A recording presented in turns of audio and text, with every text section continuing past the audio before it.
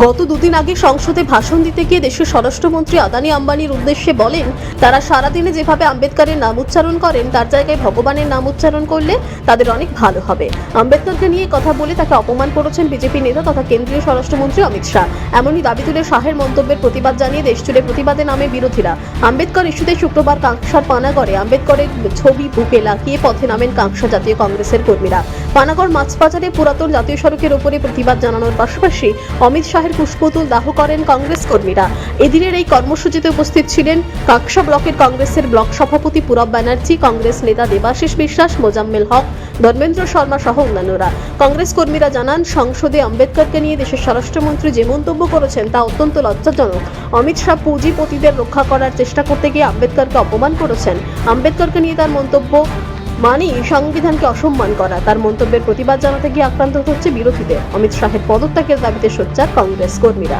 অমিত শাহ বাবা সাহেব আম্বেদকরকে নিয়ে যে আপত্তিকর মন্তব্য করেছিল তার প্রতিবাদে রাহুল গান্ধী ধর্ণা দেন এবং ওনার পদত্যাগপত্র দাবি করেন।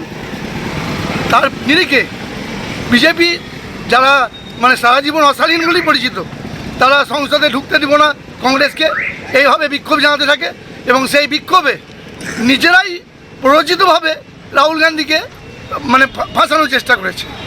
রাহুল গান্ধী শান্তিপূর্ণভাবে সংসদের মধ্যে প্রবেশ করার চেষ্টা করছিল, সেখানে রাহুল গান্ধীকে ধাক্কা দেয় এবং সেই ধাক্কা দেওয়ার ফলে বিজেপির কোন সাংসদ উল্টে পড়ে সারঙ্গী, এবং সেই সারঙ্গী বলে যে রাহুল গান্ধী তাকে ধাক্কা দিয়েছে।